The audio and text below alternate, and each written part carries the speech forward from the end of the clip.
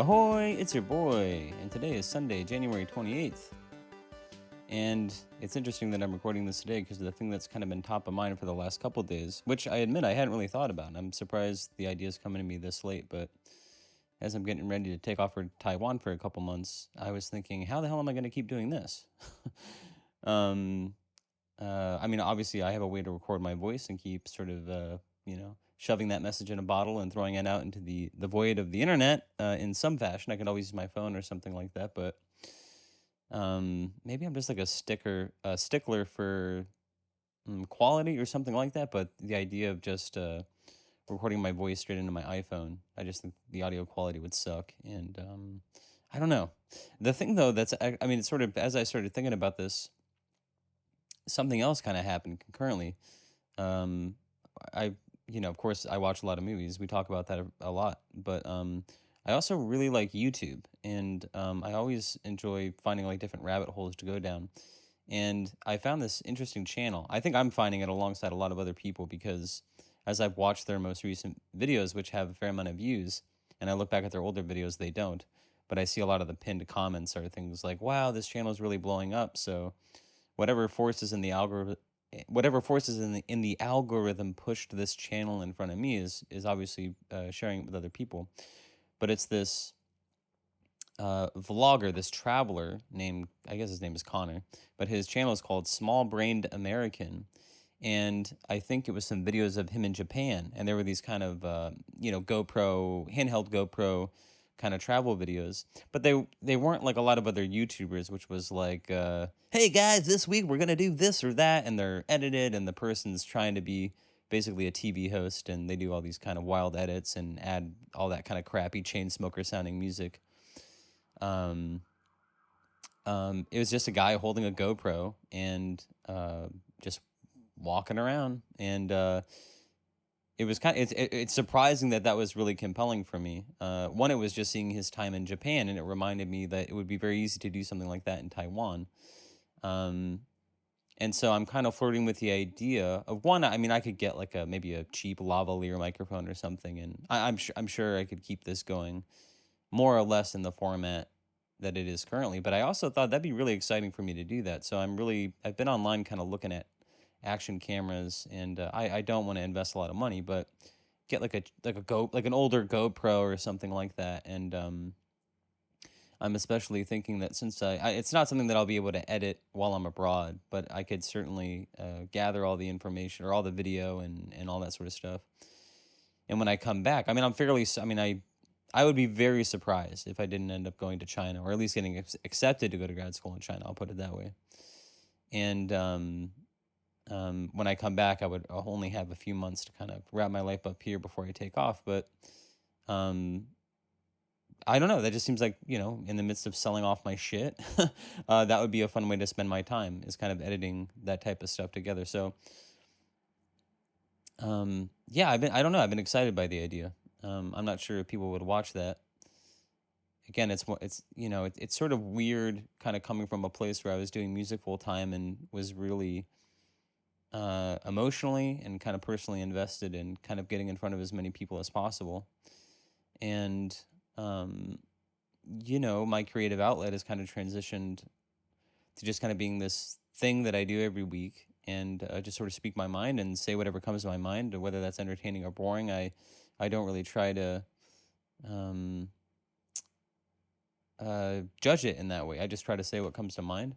And, I'm not really sure that's I'm not sure that is most people's thing, but I think, people who happen to find it and enjoy it, well, it sort of finds who it needs to find, I guess, in that way. And I guess I was sort of interested in this person's videos in the same way, which is, he's a pretty likable guy. And so if you just like hanging out and just sort of walking through Japan, or he really, the videos I watched, I've since gone back and rewatched a lot of his old videos. He's basically traveling from Ireland to Japan with a motorcycle. And he's going to like Ireland, Myanmar, Macedonia, Vietnam, and he sort of ends up in Japan. But kind of seeing his ups and downs and all the weird stuff that happens to him, because he's really it's not like he saved up a bunch of money. He's really kind of flying by the seat of his pants, and he ends up in some pretty strange places, and he's really just kind of open to the experience and stumbles on all sorts of weird stuff. Everything from like he stumbles on he's in India, which he absolutely hates, and you're seeing all his misadventures. And at one point, he's like just riding a scooter down the road in Myanmar, and some woman just flags him down and says, "Hey, come to this village." And she gives him a tour of this village, and he has this kind of really cool experience. And he'll stumble on a wedding in Vietnam, and people are shoving rice wine down his throat and dancing and all that sort of stuff. And it's just very unassuming. And so yeah, it just seems like that's something that I would like to try. The problem though, and this is the thing when I think about like what's like a cheap camera I could buy that could still be good quality, is what I don't want to be is that ostentatious dude who's like traveling around in the foreign country, who's like a tourist, and he has one of those like crazy selfie sticks. I mean, if there's in some ways it's one of those things that like I don't know if I mean I certainly judge people who do that, and I hate them, but it's also one of these things like if I brought it into therapy, we'd probably have to circle around to the idea that, the thing that you hate in other people is really the thing you hate about yourself. And if I judge someone for like drawing attention to themselves by walking through society with a big ass selfie stick, on some Freudian subconscious level, it's really my jealousy at the fact that they can kind of walk through the world and exist in a way where they're not hyper sensitive to the judgment of other people in the same way that I am. So, there might be something liberating in that. But I admit the thing that I'm really looking for is I'm looking for something very, very simple. Because I also, just knowing that it would be like kind of a psychological / emotional hurdle for me to kind of walk around and film stuff. I just know that if it's too big a barrier, despite my best intentions, I may, spring for I don't know how much a camera would cost, $100, $200 or something like that. And then end up not doing it. I'd sort of end my time in Taiwan and not have anything to show for it. And then I'd have this crappy camera that I never use. So I feel like if I could just find the right thing that I know is not going to be ostentatious and not going to draw a lot of attention, then that might be something I could do. And also I sort of, I used to do this thing for, I have to admit, I never really did it consistently for many years, but I do have a number of years where I sort of had committed and completed this thing called 1 second every day, where I would just kind of go through my life. And I was filming a lot more video anyway. When I was just capturing more media. I just think I lived more with my camera and just kind of shooting interesting things, not like kind of going around and vlogging or anything like that, but just I would see something nice and I would shoot a video or something like that. And what the app would do would just sort of smash, you could sort of select which second of each video you wanted to use, but it would just sort of smash this stuff together. And it just made for like an interesting collage / scrapbook of your life. And it can be, I mean, as you start doing it, you do start to shoot things with this in mind. So it is kind of, I don't want to say, I don't know how to word it, except it is kind of a creative curation and that sort of stuff. But it is also this, when you finally have the finished product, it's just this interesting retrospective. And I have one from a couple years ago when I did this tour with Matt Nathanson, or it happened to be the same year that I was doing this, but I also did a lot of traveling with my girlfriend at the time. And for some reason, I just sort of, I've since not really, I really don't post anything to social media anymore. I haven't for years. So that happens to be one of the, when I shared this video from that year, that was one of the, one of my more recent posts. So I happened to see it. And when it starts playing, if I'm looking at my own Facebook page or something and it happens to start playing, I just sort of watch it often. And I've seen it dozens of times. But it's just an interesting artifact. It's an interesting thing for me. And every time I watch it, I tell myself that I should do it. And of course, we just had New Year's here. And I've since told myself, like, you should be filming stuff and doing a one, because although it's not something I feel motivated to do now, it's a bit like, what I do here, which is, every time I fire up the mics, I'm not really sure what's going to happen. And there's sometimes, most of the time, I'm always happy to have done it. It's a bit like working out, which is like getting on the treadmill is the hardest part. And you may not feel especially motivated to do it, but once you start doing it, it's never as bad as you thought it was going to be. And when you're finished with it, you're always happy to have done it. And when I did the first 100 of these, I not that I have gone back and listened to them because I haven't listened to any of them. Um, but it's nice to have that kind of repository of stuff. And who knows, years from now, maybe I could mine it for something else. But I kind of feel the same way, kind of committing to this process a second time. So the prospect of like traveling for 3.5 months and not doing it doesn't mean I have to stop necessarily, but I do feel like, hey, I committed to doing another 100 of these, and it would nice to be able to continue doing that. But it would also be nice maybe to have something a little more visually compelling as well, because I have to admit, like, there was a period in my life where I listened to just audio, podcasts, but that's not really something I engage with a lot. So there is a way in which I feel like this kind of personal journal, although I enjoy doing it, and actually I'm actually gonna connect two ideas, which is when I think about maybe starting to do this kind of video thing, I maybe doing something like this has shown me I really have to put some thought into what do I think I'm actually going to do, because it's actually like a lot of things in my life. It's part creative, but it's also like exercise. Years ago, I used to run a lot. And although that was good and I learned something about myself, because I was not a physically active person for most of my early life at all. I didn't play really. I mean, I played some organized sports, but I was never into it. I would do it for like a season or two and then stop doing it. And it meant nothing to me. It was just something that I was sort of, it's just one of those things that you do as a kid. And I was not into exercise, and I was not into nutrition and all that sort of stuff. But I remember in my early 20s, I think, maybe around the time I quit smoking for the first time. But I started running. And it was just a way to kind of prove something to myself. Because when I started training for this half marathon, it was like I would see myself running multiple miles. And that was just something that seemed like out of this world before. So, and I've had different chapters of that in my life. I've run a couple half marathons. I've run this thing called Ragnar Relay. It's sort of a long distance relay race that you do over 48 hours. And when I trained for those things, I would run a lot, and that was very good. And, I would say I was in the best shape of my life. I'll sort of switch. What I think has actually happened is I think I maybe looked the best to other people, meaning I was, the thinnest I'd ever been in my life. But I also, like, especially when I did like that first half marathon, I probably drank more daily in my life than I ever had. So, you sort of have the appearance of health, even though maybe you're not actually living a healthy lifestyle per se. But what that experience proved to me is like, hey, you can run at an athletic level if that's something that you choose to do and commit to. However, every time I had an event, every time the half marathon was over, I would always say, great, now I can go to this place where I'm just running 30 minutes a day, and that'll be good and that'll be sustainable. But the truth is I never ran. I would maybe keep it up, or I would kind of start and stop, but it's not anything I could keep up consistently. And, there's a saying that's like the best exercise is the one that you do.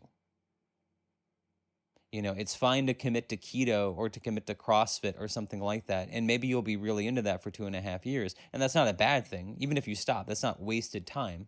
It's like running. It's not like I regret the times that I ran. It's just when I evaluate, what I feel motivated to do right now, it's definitely not running.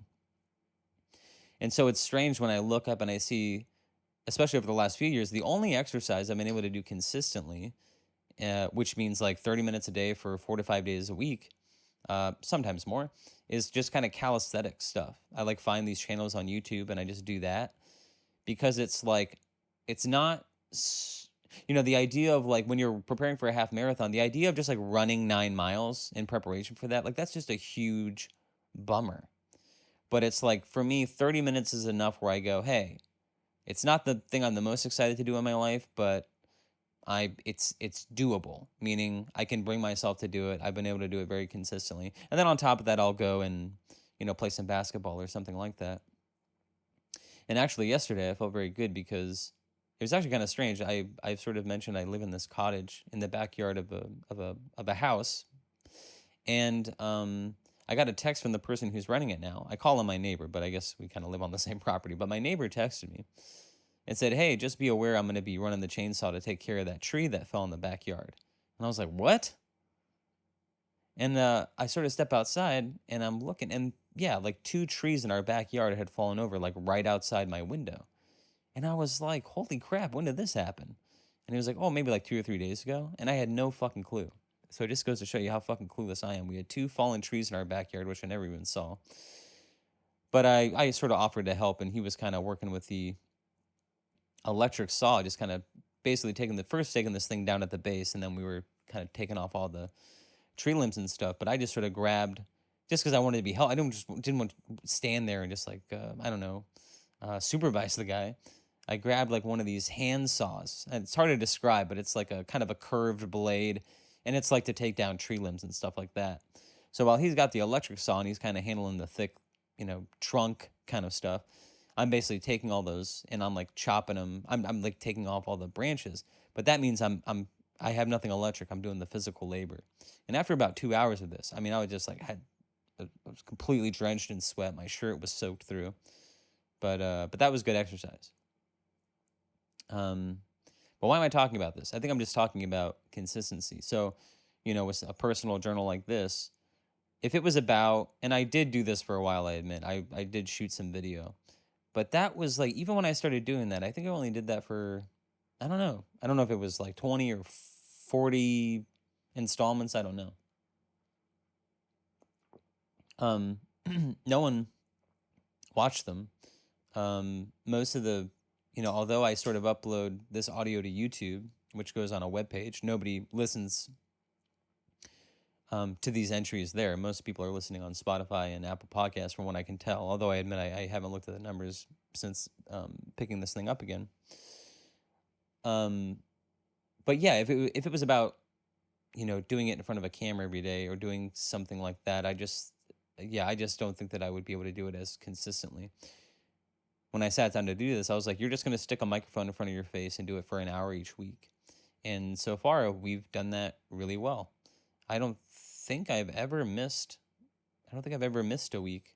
I know we've had a couple late things that were inadvertent because like I said, I record this today and this gets sort of disseminated at midnight, but sometimes I'll make a mistake and I'll sort of mess the time up for the scheduling. But yeah, the idea of like, okay, well, if I want to start shooting some video stuff of my time in Taiwan, and then also looking ahead, I mean, I'm about to go to China for 2 years, so definitely be a lot of interesting content there. It's really going to have to be in a way that is, not crazy. It can't be high production value. It has to be good quality, and it has to be easy. So, yeah, I'm going to spend some time looking into that and thinking about that, and I'll keep you posted.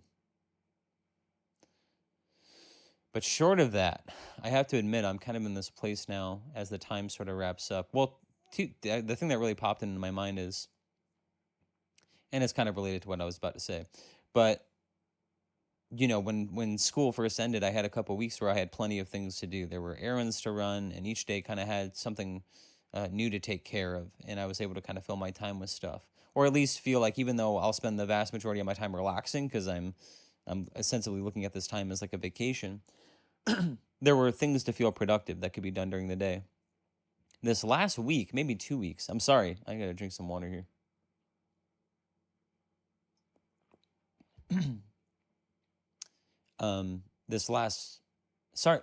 Something about the last couple of weeks when I've done this, I don't know if it's has to do with how sedentary I am, but I'm finding speaking for an hour more and more difficult over time, and I'm not sure what that's about.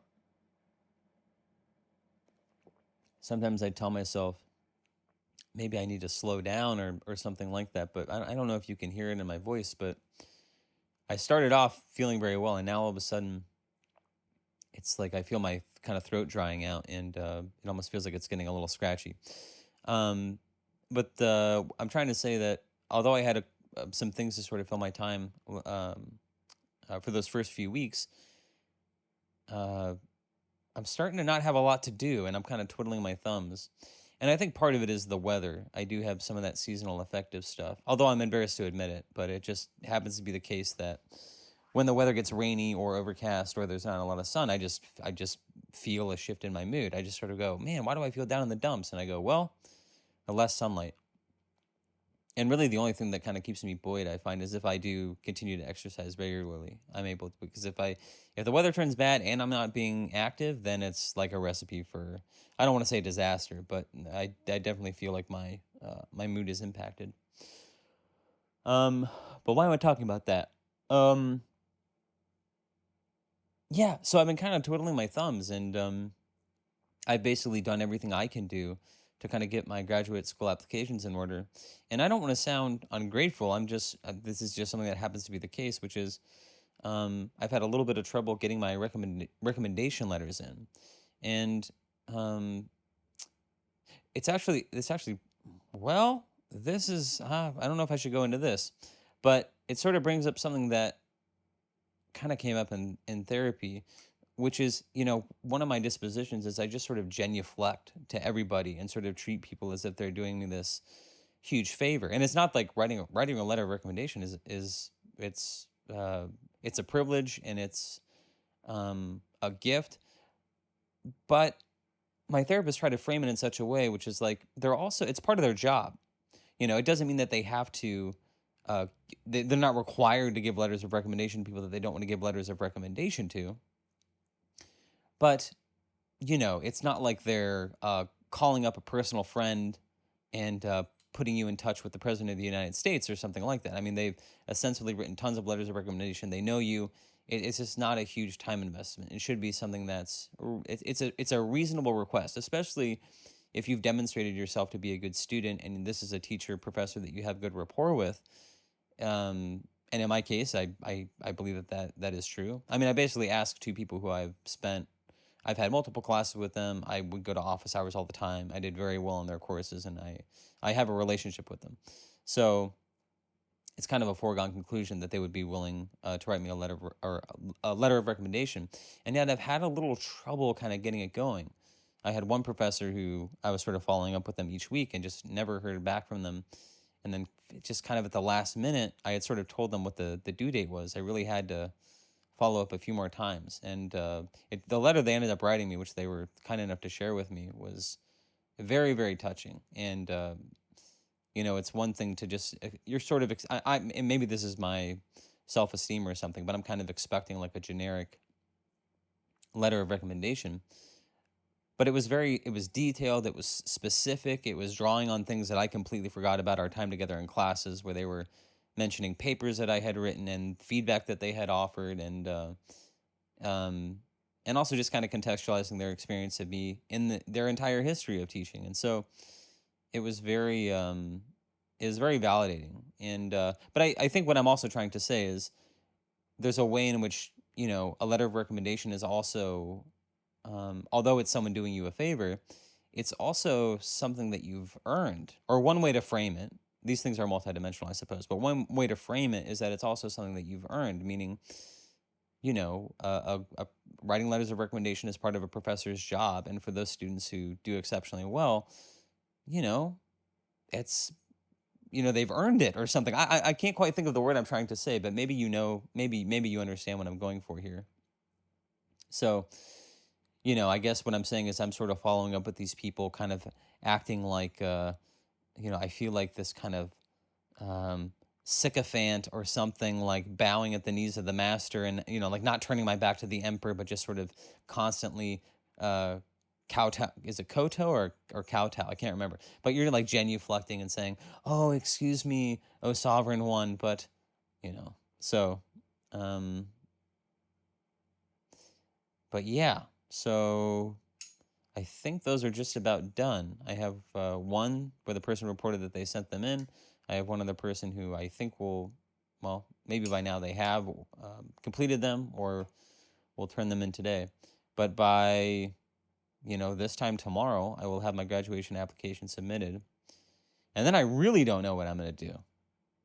I really don't know what I'm going to do for like the next 3 weeks. I mean, I pretty much watched all the movies that I want to watch recently. I mean, I guess we sort of talked through Quentin Tarantino at the end of another entry recently. Maybe I ran out of time. Or actually, I think that was David Fincher. But yeah, I watched a fair amount of David Fincher. I basically rewatched all of Quentin Tarantino's movies over the last like 2 weeks. Everything. Not in sequence, but I rewatched, all of his movies. at least the ones that he directed. I know I have seen True Romance many, many times, and I know he wrote Natural Born Killers, which I've seen many times. But yeah, I basically rewatched everything from Reservoir Dogs to Once Upon a Time in Hollywood. And it's sort of interesting because I have also rewatched a couple Christopher Nolan movies recently. And Quentin Tarantino's, his early movies, I would say, are kind of my perennial favorites. And I think that's true of artists in general. We just kind of like their juvenilia. Like we like, when an artist jumps out of the box, usually there's just something distinctive, and it's a type of confidence. I don't know how to word it. I bet Quentin Tarantino would actually be better at describing this phenomenon himself. But there's something about an artist's early work, especially, that just, it's weird because even their latter movies, even if they have better production value and even if they're categorically better movies, it's interesting to go back and watch their early stuff, and you see it actually has a kind of prototypical example of everything that they will continue to explore for the remainder of their career. Um, uh, I was watching, actually, not recently, but I was watching, when I think about Memento, I think it's interesting that that movie kind of has everything that latter Christopher Nolan movies have as well, where it deals with kind of multiple timelines, or a unique timeline, and just kind of how the past and the future sort of connect. And there's always some kind of revelation with the temporal order, where something is revealed that either happened earlier or somebody is seeing, they're seeing it in the past, but it's from the future, or that kind of shit. And yeah, it's just kind of interesting because, artists don't know what direction they're headed in. It's very easy in retrospect to sort of, or like, I think I always quote this thing that I think it was I heard Keith Richards say, but he's like, or I sort of added my own element. My element is like, like the living experience of the living experience of your life is just like feeling your way forward in the dark. But he added this thing where he said, but in hindsight, everything looks like a finely crafted novel. And I think we do the same thing when we sort of evaluate filmmakers' outputs. But it is interesting to watch a movie like Memento and say that it kind of has everything in the movie, even like Oppenheimer, which I rewatched the other night, or maybe it could have even been last night. But I will say my fondness, and I think this is true of Quentin Tarantino, is even though you look at films like Interstellar and Oppenheimer, they are bigger films. Obviously, they have bigger budgets. They're more of a cinematic accomplishment in a lot of ways. They also have greater defects. It's like what Oppenheimer accomplishes in scope, you actually lose heart, Like when I watch, and this is true of Quentin Tarantino as well, but when I watch their later films, it just feels to me like every actor is aware that they're in a Christopher Nolan movie. And especially a movie like Oppenheimer, which is fine. I saw it in theaters actually when I was in Taiwan, and it was good when I watched it, and rewatching it, it's good, but it's also overlong, and the plot is incredibly convoluted. And this is true of all of Christopher Nolan's latter movies as well, but so much has to be accomplished in each scene that you really lose heart and character development. I mean, characters are so burdened with the need to, provide expositional information, and a lot of the dialogue is very kind of forced, and it also feels a little calculated.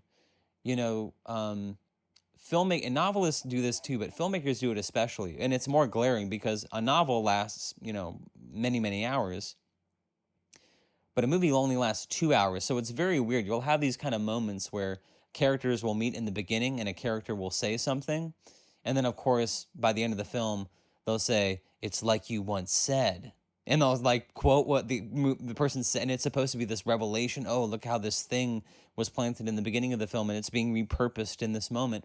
But it's like, as an audience, we see those things coming. Like, we've seen enough movies that we kind of know that kind of pressured, or we know when characters are speaking in italics. And I don't mean emotively, I mean structurally and thematically. Like, people who watch movies in this way, we know when characters are kind of speaking, not because it's relevant to the dramatic moment, but because it serves some kind of conceptual, thematic / plot point that needs to be implanted in our brain now and will be referenced again later in the film. So there's a lot of those types of seams. I mean, like sewing seams, those kind of indications of structure that I see in like latter Christopher Nolan movies. And it does kind of take away, you know? And when I think I've been watching some Martin Scorsese movies too, and I think it's all predicated on like what was the big movie that the filmmaker made last. But I think I was talking about Killers of the Flower Moon. And again, although that's a technically great movie, like if you go on YouTube, there's so many people who talk about why the cinematography and why the imaging and why it's on a cinematic filmmaking level, it is a great film. And yet when you watch it, you just feel like I just don't feel like it had to be that long. I have to admit the female lead in that film, although it's great that they found an indigenous person to like play that role and to like perform at that level, it's still not great. As an audience member, it is kind of distracting. You do feel it's very clear that actress is not operating at quite the level that the other actors are, and it is, it does kind of take you out of the film a little bit. Other like worse examples of that are with other great filmmakers. I talk about Paul Dano's performance in There Will Be Blood a lot. That's just the way it works. And also Leonardo DiCaprio is a little jarring in Killers of the Flower Moon as well. I was talking to my brother about it, and I don't know, he made a joke like Leonardo DiCaprio's teeth need to get like a Best Supporting Actor award or something like that. But Leonardo DiCaprio is one of these actors who he kind of does the same thing in every movie. And I think I may have mentioned in passing that I watched Django Unchained recently. And that's another film. I'm sort of pinballing around here. But maybe one thing that I, having rewatched a lot of movies of Quentin Tarantino recently, which I've already seen a few times or many times, some of them, I have a greater appreciation for them the more I watch them. And Inglourious Basterds was always a standout for me as a movie that had some good scenes, but never really worked for me as a whole movie. And I admit, I enjoyed it a lot more now, and it was clear to me at the time, but I think even more so now. Christoph Waltz's character is one of the best villains in cinematic history in that movie. The only... And it's also a very well-structured movie. I mean, rewatching all of his films, you just realize how brilliant the structure of his movies are. And even though, like Christopher Nolan, he works with these kind of punctuated timelines. I mean, other than Reservoir Dogs, I'm trying to think and Jackie Brown, other than those two movies, I don't know if there's any other Quentin Tarantino movie that's told in, well, I guess Django Unchained. All right, so the list is getting longer. But out of 9 movies he's made, I think only 3 are told in a linear fashion. I rewatched Kill Bill recently. The first one is a very good movie. The second one I think is not as great, although there are some incredible scenes in that movie. I don't think Kill Bill Volume 2, I don't really experience it as a great film. It might be the weakest in his output, honestly. I think people will be divided over Hateful Eight, but I still think that that's a great movie. I actually, as I was watching it this time, I was thinking Hateful Eight should be a play. Like, I don't think, other than Reservoir Dogs, it's one of the it's I obviously the sort of exposition, they're in a carriage and there's some travel, but that could be accomplished on stage in a creative way.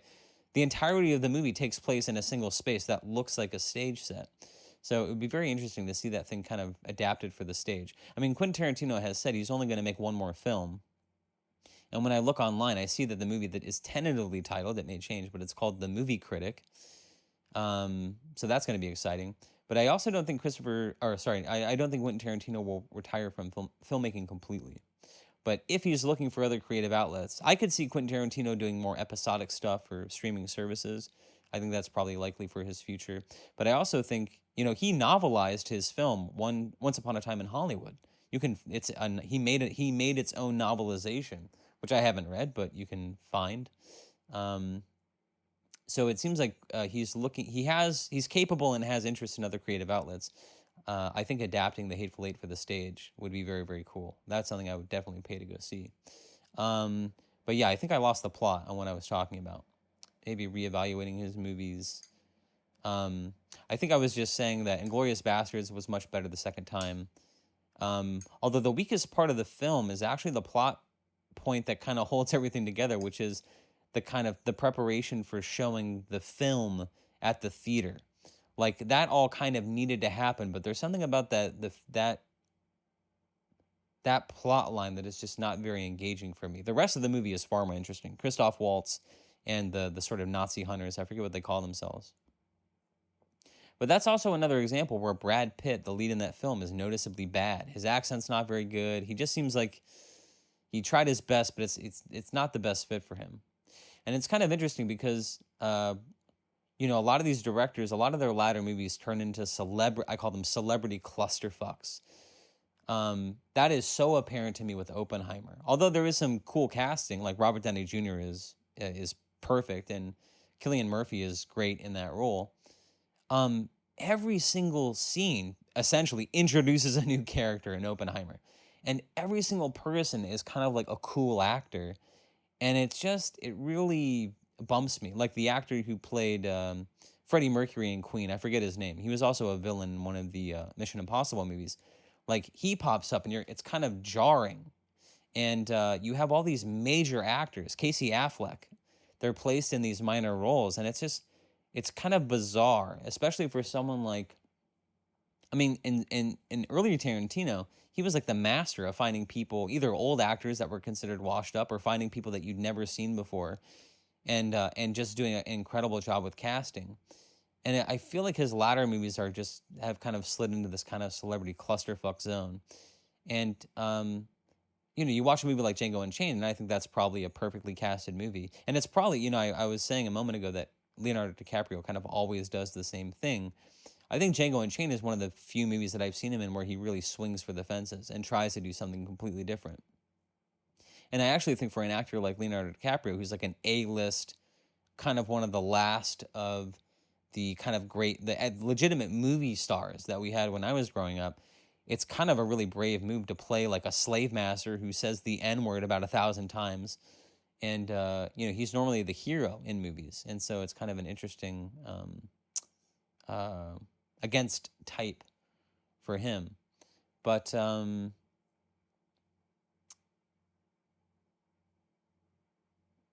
yeah, Once Upon a Time in Hollywood. I think this is like the third or fourth time that I've seen it when I rewatched it. And it's good. I think Brad Pitt, actually, ironically, although he's kind of a weak link in Inglourious Basterds, I think in a way he's kind of the best part of Once Upon a Time in Hollywood. Although I have to admit, there's a whole scene in there that should have been cut. And actually, this is true of Django Unchained. So Django Unchained, there's this scene with Jonah Hill where he plays like this KKK member.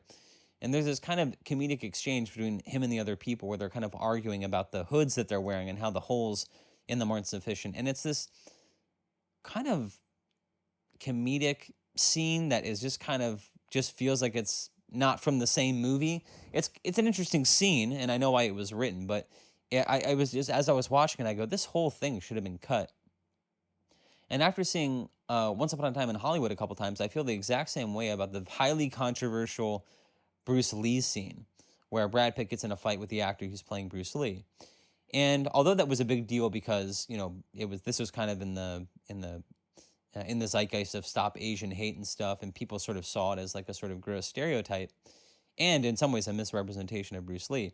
My objection is not that at all. I just think it's not a good scene, and it just feels like it's from another movie. And it also does this thing when I talk about like the sort of Quentin Tarantino celebrity clusterfuck casting that's kind of happening.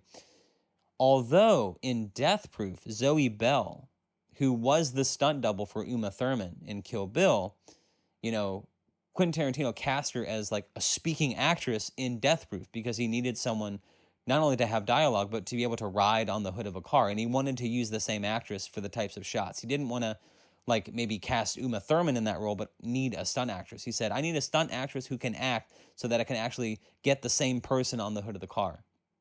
So he cast Zoe Bell, which was very strong because she's exceptional in that movie. She is not good in every other movie that she's appeared in for Quentin Tarantino. Like, she pops up in Django Unchained, and she's just kind of stands out like a sore thumb.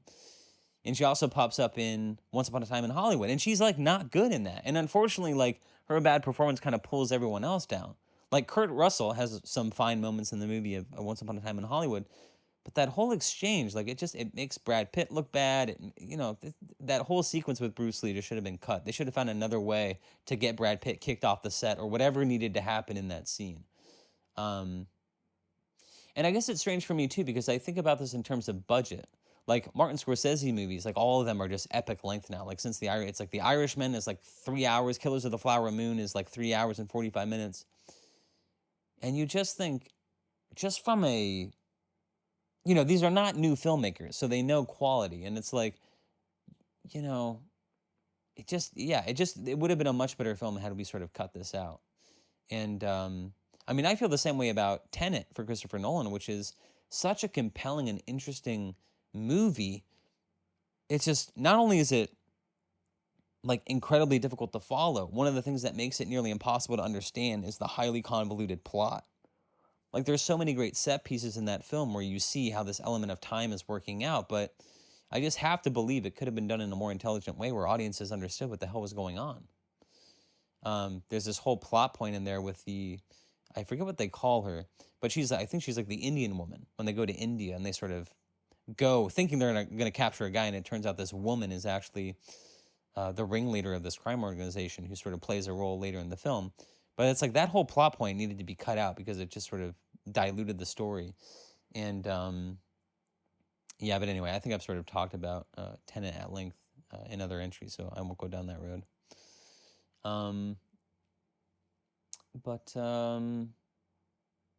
Yeah, actually, there's a lot of movies that are kind of hyped now that I haven't seen. Poor Things is a movie that actually, have the Academy Awards already happened? I know it's nominated, for a bunch of stuff, but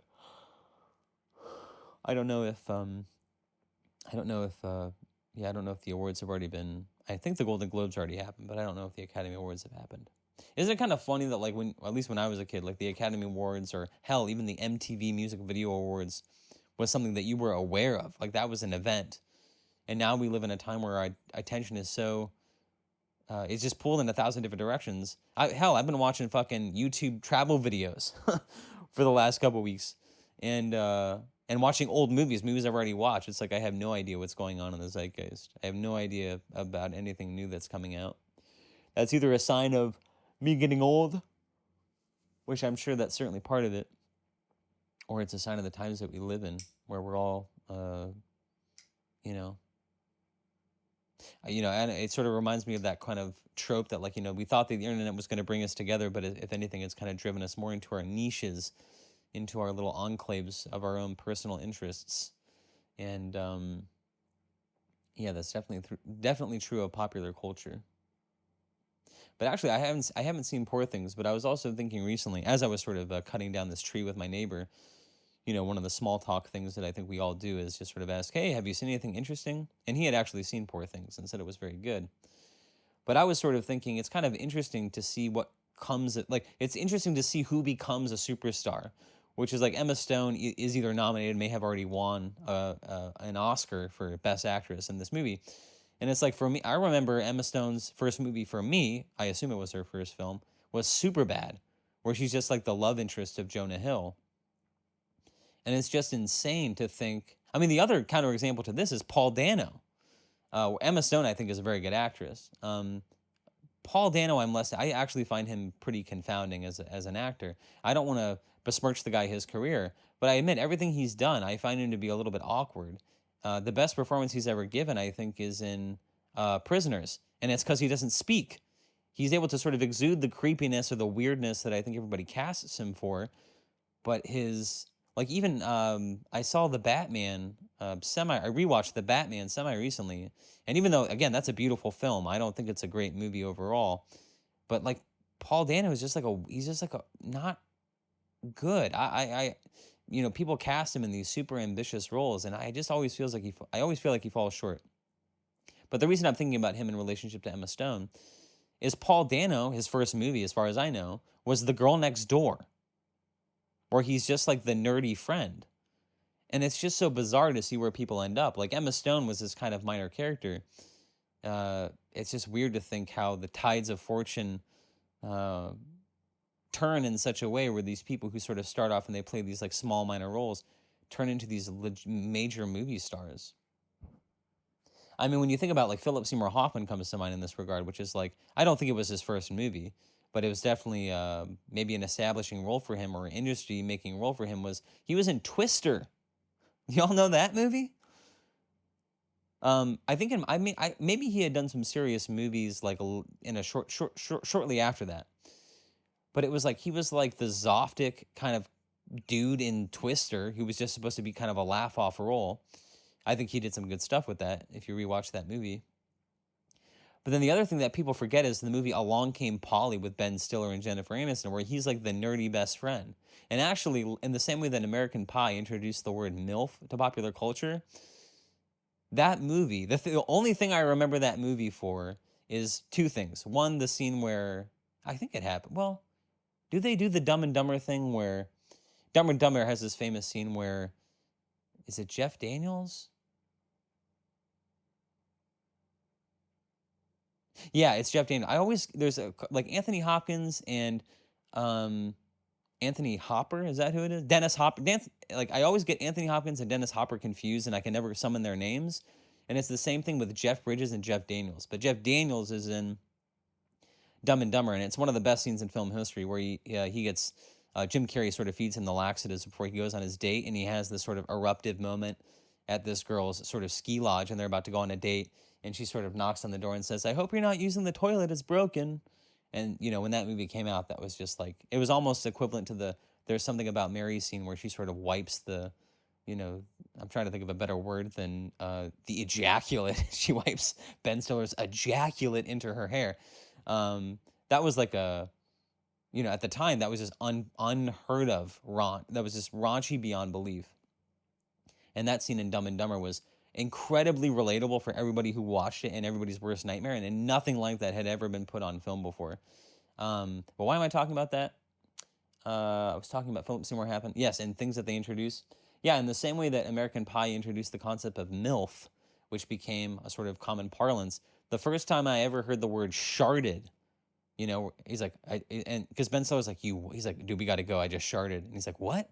And he goes, I tried to fart and a little bit of shit came out.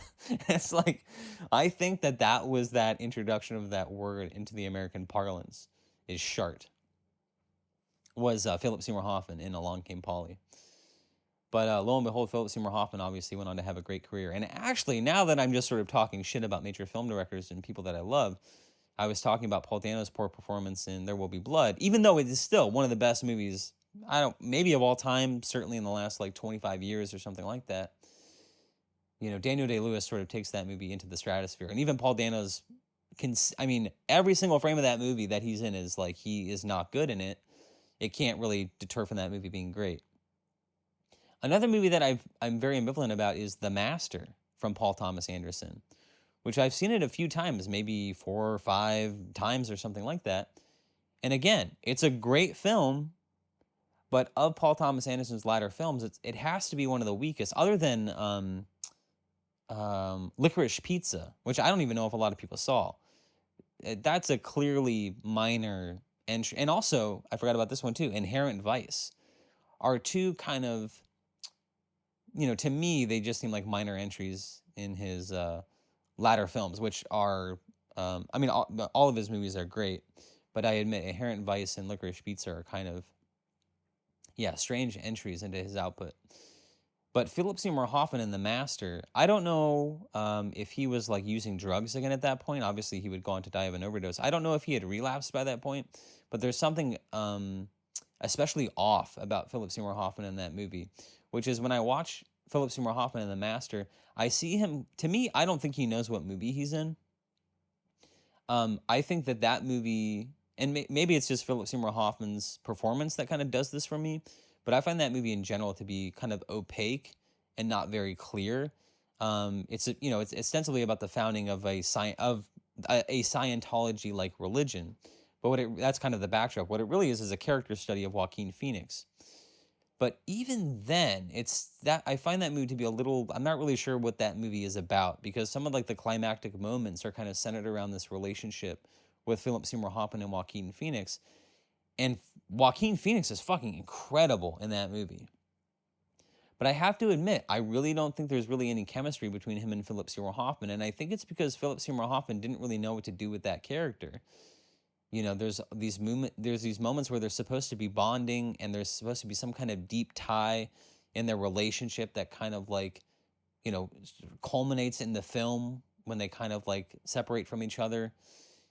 And all that stuff kind of falls flat because at every scene that Philip Seymour Hoffman is in, I feel like he's not really sure what he's doing. He's kind of reaching for what he knows, but it's not a fully realized character. I feel like he's just kind of walking through that movie a little bit.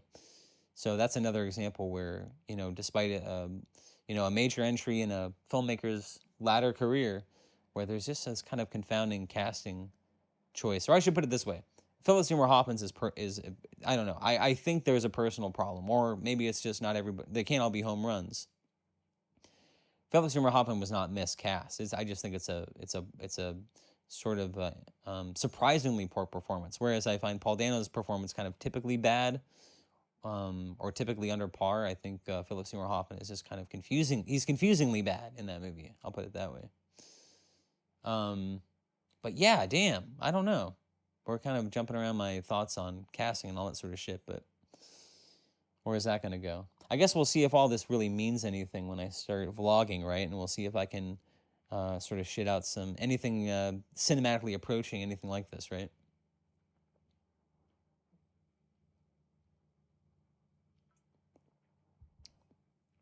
But anyway, we still got about, I don't know, 8 or so minutes here, and I don't know what we're going to talk about. Oh, creative stuff.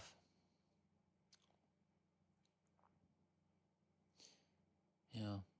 I mentioned therapy. Maybe I'll end on this. I guess I feel bad talking about this because, one, I just feel uncomfortable talking about it, and you'll kind of see why. It actually sort of feeds into the subject of therapy itself.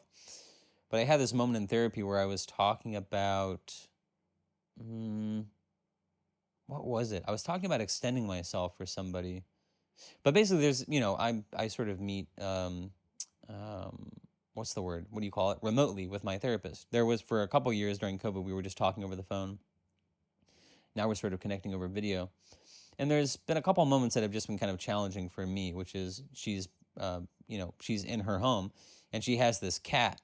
And every once in a while, it would like hop in front of the camera and it would just kind of stay there and nothing was really being done about it. And it was just kind of off-putting for me because I'm trying to connect. I'm speaking with this person and it's just not clear to me why we're not moving the cat or something like that. So it's just difficult for me to connect in those moments. And then also sometimes, like maybe once a month or every other week, I'm not sure, but like the cleaning people will show up during our session. And it's just like, it kind of punctuates the session, which is fine. I understand that we all live our lives and we're trying to make this remote stuff work for each other. But it was, you know, it felt like a little bit of an intrusion on our time. Now, I've been kind of dealing with this in silence.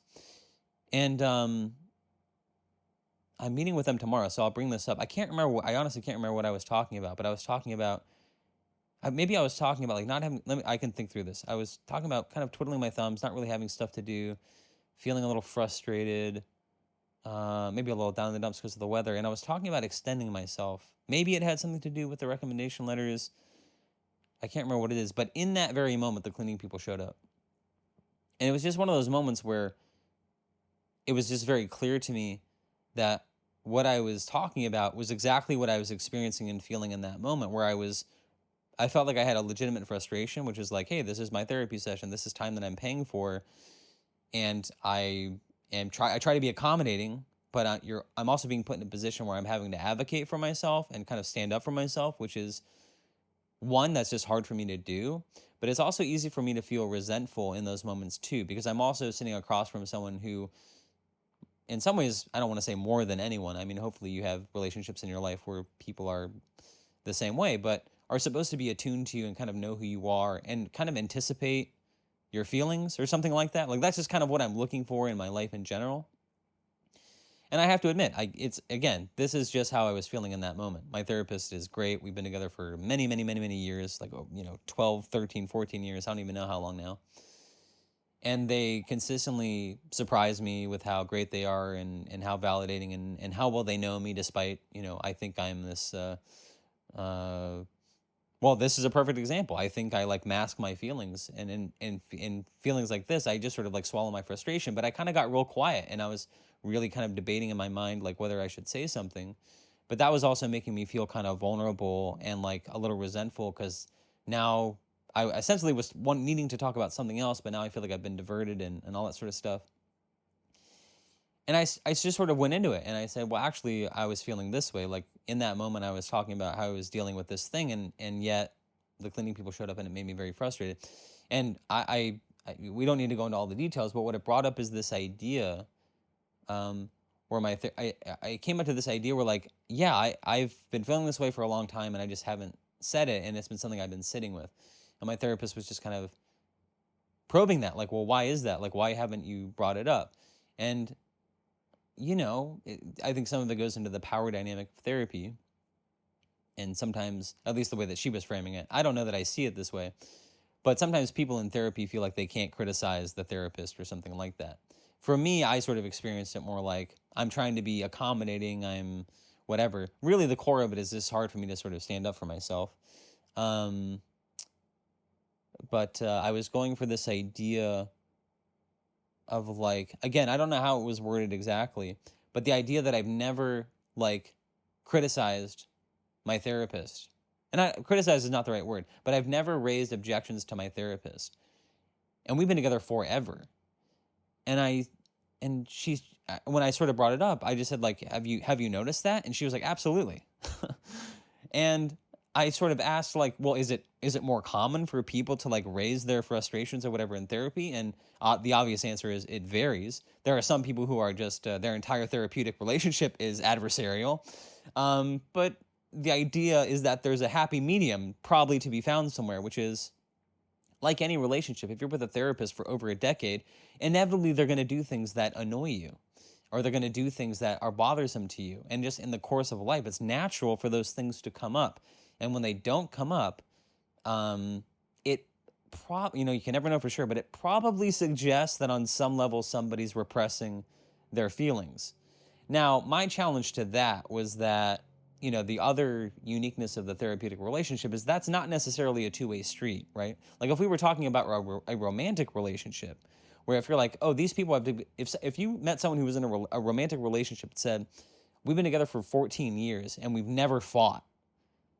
I'm not saying it can't happen, but I'm saying it more people would think, oh, something's wrong. People might say, oh, that's great, but I think most people would know, like, oh, that means something's not being talked about, like there's resentment festering somewhere. But I guess I was saying, like, I thought I was kind of doing my therapist a favor by overlooking these minor inconveniences because I also know it's not a two-way street. Like, and maybe it has to do with the sort of power dynamic of money or something like that. But it's not like my therapist can't just sort of stop and interrupt me and let me know that something I'm doing is annoying them. At least that's the way I sort of think about it and frame it.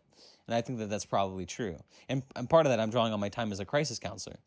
There's many people I spoke with, and if this is a revelation or sounds bad, everybody who does this work feels this way. There are some callers that you're incredibly endeared to and you love speaking with them, and you're just happy to talk to them. And there are some people who you dread. You see the caller ID and you kind of just sort of suck it up and get through the phone call. And, there are callers who say things that you just, unfortunately, you know that you just don't like this person. You can be emotionally available to them. You can support them. But based on who they present themselves to be, you're 100% certain that if you ever ran into this person on the street in a social setting, you would never hang out with this person. You wouldn't even like this person. You vehemently disagree with 99.9% of the things that they say. But you're, engaging with them in a very specific way. So I don't know where I'm going with this, except to say that, yeah, I don't know. I had this sort of interesting moment in therapy where I had to sort of, I don't know, stand up for myself or sort of address something that my therapist was doing that was bothering me, that was just made me feel very vulnerable. And yeah, I'm not sure how that's relevant anymore, but I'll continue to think about that. I'm sure it was. I'm sure in some circuitous way it was connected to filmmaking and my life in general recently. But God damn it, if I can't see how now in this moment. But that's how this works, right? Again, it's like feeling your way forward in the dark, and it's only in hindsight that it looks like a finely crafted novel. So Thankfully, we're at the end of our time. I can let myself go and relax and, I don't know, probably watch a movie tonight. Actually, I should exercise. That's what I should do right now. So I'm going to exercise. And yeah, we'll continue to talk as I prepare for my time in Taiwan. And maybe I'll continue exploring the idea of shooting some video, doing a vlogging thing while I'm away. And yeah, otherwise, yeah, thanks for tuning in. Thanks for listening. Thanks for your time. And ciao for now.